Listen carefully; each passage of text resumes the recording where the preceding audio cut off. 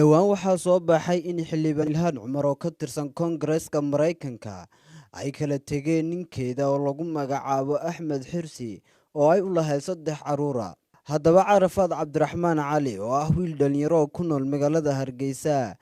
ayaa baraha bulshada gaar ahaan Facebook ku baahiyay dalab uu ku codsanayo inuu guur diyaar u leeyahay xildhibaan Ilhaan Cumar oo in muddo ahba uu jeclaa. telefishinka Sahan ayaa saaka Carafaad kula kulmay magaalada Hargeysa waxaanan ugu horeyn wax ka weydiiyay goortoo ku dhashay dareenka jacaylka ah ee uu qaaday xildhibaan Ilhaan Cumar.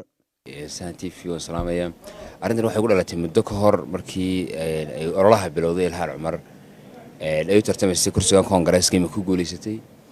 muddadaas muddo badan laga joogo sanad dhowaa muddada waa jeclaa intaabana waxaan dhowr email baan u diray dhowr meelood kala maro ka duwan baraha bulshada si aan u helo laakiin waa suurtagal weeydi taasoo ka liftay markaa inaan baahino oo ku baahiyo baraha bulshada warkaagii bulshada u gaadhay aad baad u baahisay maxaa feedback kaaga soo noqday ma falcelin Soomaalidu inta badan waa warkaad waa la qaadaa dhigay baraha bulshada uu galay arrin badan bay iga yimid kamid tahay caanimo doonaya inuu dhoofaabo doonaya Ilhaan doon ma hay waa wax kala doon dhaqaalo doonaya wax dhowrka qodob bay iga yimid laakiin waxaan ka cadeynayaa inta mid waxba ka jirin ee meesha jacayl yaalo Ilhaan aan jeclahay jacaylku wax la isku yaaba maaha waa de Soomaalidu hore boodhar ugu dishay jacaylay de waxa way la yaabeen moodadka Soomaaliyeed inay leeyahay qof baan jeclahay marka waa arintani waxay isugu soo biyo shubaraysaa gunteedii gunaanadku inay tahay jacayl isla markaana di feedback ka sugayna Ilhaan inay jawaab celinteeda. Ilhaan Cumar waa qof caan ah waa xildhibaan ka tirsan Koongareeska Mareykanka adiguna waxa tahay wiil dhalinyaro oo ku nool magaalada Hargeysa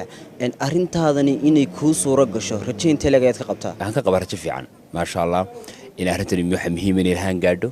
ruuxantana saan jecelahay waa gaadhay iyadoo kulli raanti wax la yaab leh uma aragto oo waxaan rajaynayaa in arrintaas mid dhal fiican ay yeelato isla markaana dad jacaylkiga isalada muhiimadu waa inta maadaama jecelahay waana wax dhaco oo la jeclaada maaha wax iyada kulli la yaab ku noqonaya dadka kale ee Mareykan iyo dadka xilka u haysta iyo dadka doorteena maaha wax la yaab ku noqonaya diimka Ilhaan Cumar muuqaalkaagan ay daawato isla markaana jacaylkan aad u soo bandhigtay ay daawato ugu dambeyn maxaad halkan fariin u marinaysaa fariinta la kulmanay waxa weeye Ilhaan inaan hore isugu dayay dhowr meelood hore email la inaan ku helo